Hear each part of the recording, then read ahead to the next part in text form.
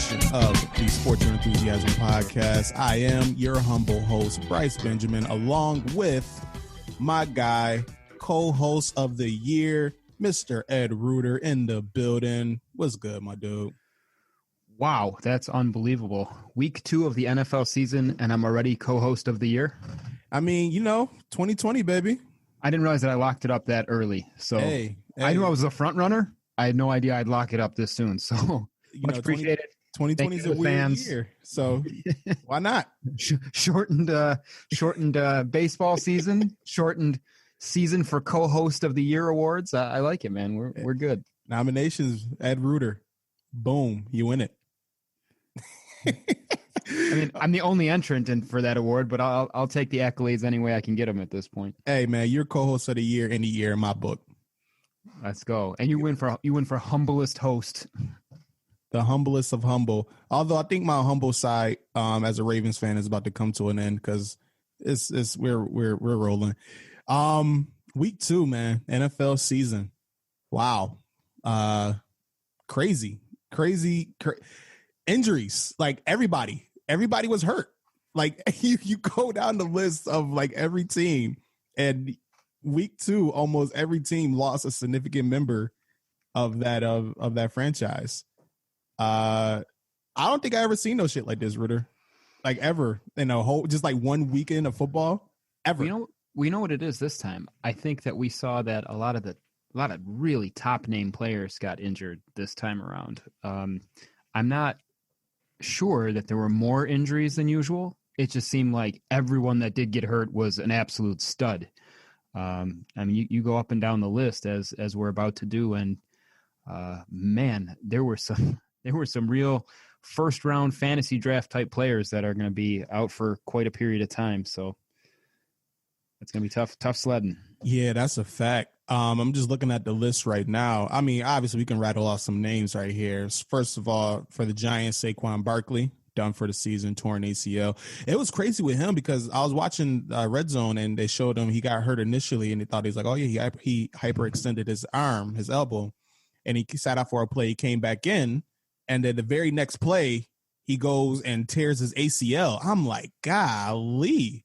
I knew it was a problem when the hit itself didn't look that bad. Sometimes like the scariest injuries are like the non-contact injuries and the injuries where they don't look terrible.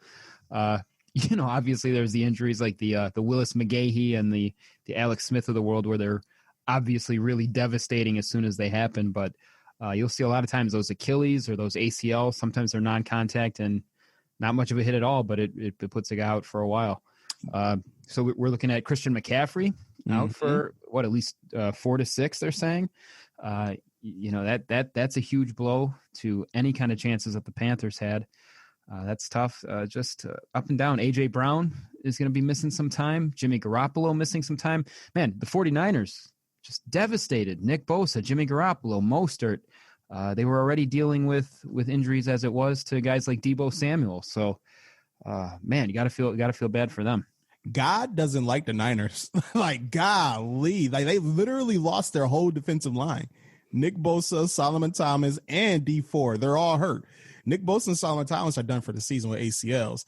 Wow. They're saying Ford is going to be out for about 3 to 5 weeks. Jimmy G, he's hurt. He's going to be out for possibly 3 to 5 weeks. Raheem Mostert, he hurt his knee in the game. We'll see what goes on with that one there. Tevin Campbell, he's gone. Like, that was – I feel bad for Niners fans, bro. That was tough. That's tough. You want to know what's really sad about that game? They still wrecked the Jets, didn't they? Yeah, the Jets, man, Jets sucks. That's after that, still a 31-13 trashing of the Jets, even after all those guys go down.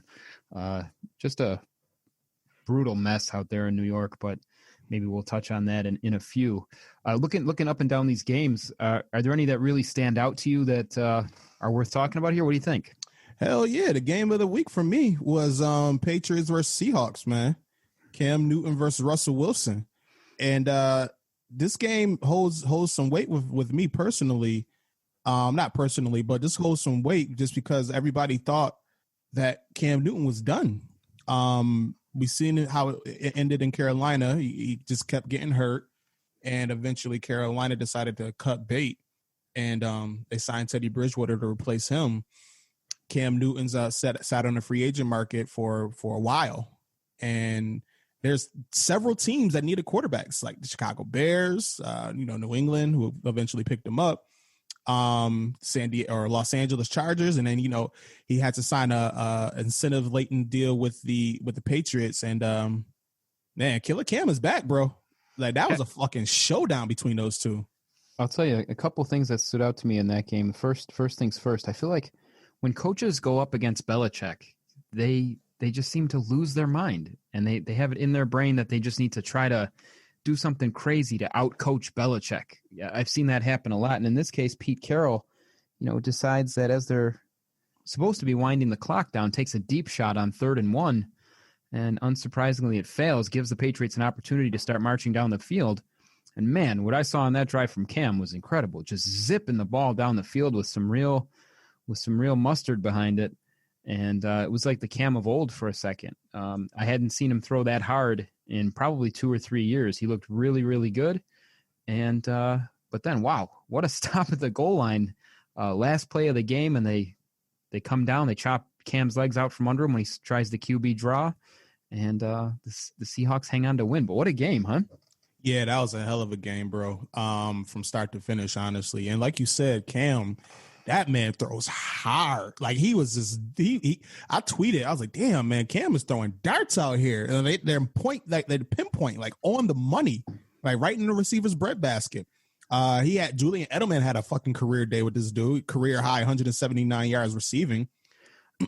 I'll tell you what, my comments during the game to some friends as I was watching were that I always thought Edelman was just a product of the system. And, you watch him on all those little short passes with Brady for the last, 5 or 6 years, and you think to yourself, this guy's nothing special.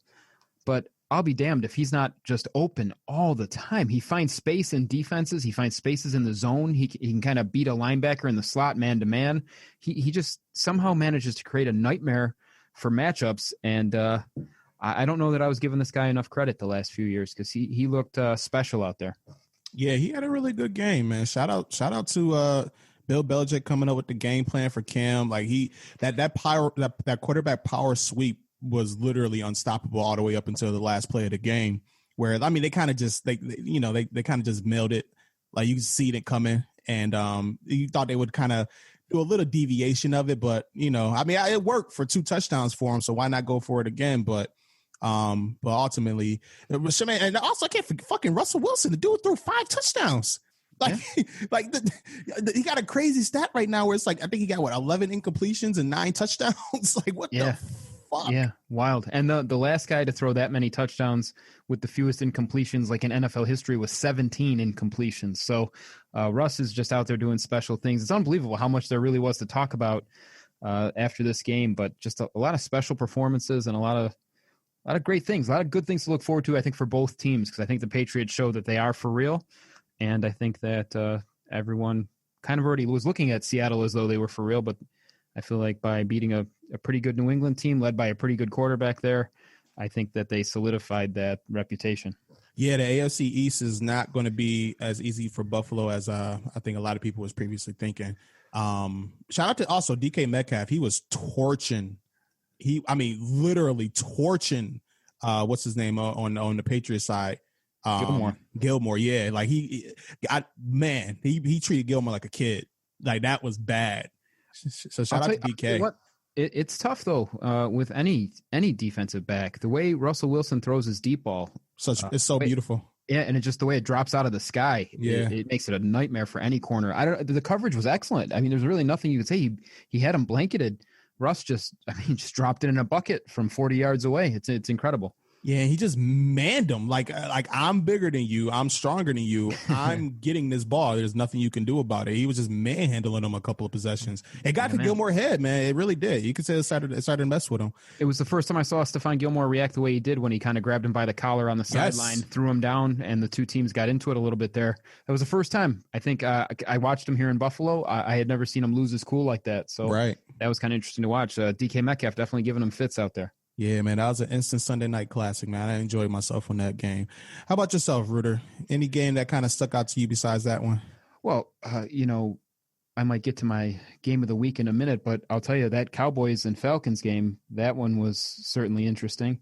The Falcons, for all the credit that they want to give their coach for being a sneaky offensive genius, Mr. Shanahan certainly he seems to blow a lot of leads very easily. I think that's a testament to how poor their defense is played a lot of the time. But I also think that it's just I don't know how you see these guys that are just professional athletes on special teams that allow the ball to roll after being kicked only 4 yards on the onside kick. Just rolls and tumbles slowly for another 6 yards. The slowest onside kick in the history of football. Nobody jumps on it. Nobody touches it. They wait for it to go 10 and allow the Cowboys to recover. So I've been saying it for years that I don't know that Shanahan is the great coach that everybody makes him out to be. He blows leads like this all the time. This doesn't strike me as a great Cowboys team, especially defensively, but what a finish there to blow that lead and in the way that they did with that onside kick.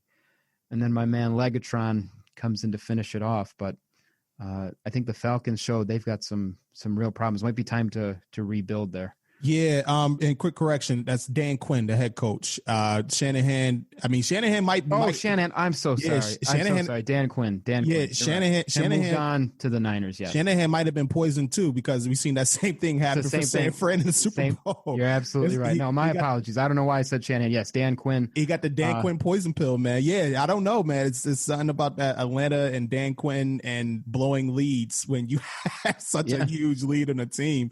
And in the fourth quarter, just say, fuck it. Let's just give it back. Yeah, that onside kick was ridiculous, bro. Like I was listening to different shows and YouTube videos and podcasts, and everybody got different like reviews and mixed emotions about that whole situation. And I heard some people putting it on the players. I heard some people putting it on the coach. I was like, that is, to me, is 100% a coaching issue. How do your players not know what to do on an onside kick? Like, they could have literally did anything. Like, they could have, when this ball was kicked, they could have literally just punted it out of bounds, and it's their ball and the game is over. But they just sit there and watch it roll, and then they go and jump, like wait for the Cowboys to jump on it. Like, they wanted to lose that game, it looked like. And it was a hell of a performance by the Atlanta Falcons offense. Like, Matt Ryan, 4 touchdowns. Calvin Ridley, he looks like a very, very good receiver, very good young receiver. But shout out to the Cowboys, man. They hung resilient. After a couple of failed, the fake punts. Mike McCarthy's not a good head coach, bro. I'm sorry. It's like the same shit that was going on in Green Bay that's going on in Dallas, man. But I mean, Dak Prescott balled his ass off, man. I love Prescott. He never wavered, and he kept his team in it, and ultimately they got it done. I guess I shouldn't have disparaged the Cowboys too much there. I mean, they did put 40 points up on the board. The Falcons defense is not good. My apologies out there to fan of the show, Kyle Shanahan, if he's out there listening. My apologies. He was stuck in my head. I did mean Dan Quinn there. So thank you for the fact checking on me. But yeah, it seems like it's becoming the Falcons. It's becoming a little bit of their identity that you can come back on these guys. Poor defense, and it's a shame because I think they're wasting away the last couple good years that Matt Ryan has left with, I'll tell you, maybe the best receiving duo in the league with Julio Jones and Calvin Ridley. Those two boys can play. So kind of sad for the Falcons. It's got the Cowboys fans thinking they're back in it, but that division is trash, bro. The NFC, really the NFC East, like the Giants, they're done. Like, no Saquon. Danny Dimes, I tweeted on, he probably doesn't deserve that nickname. I think he was right about Danny Dimes. He's still young, so we'll see what happens, but I'm not sold. That offensive line is shitty. The Eagles are shitty. Like, you get blown out at home to the Rams, and the Rams are a good team, don't get me wrong.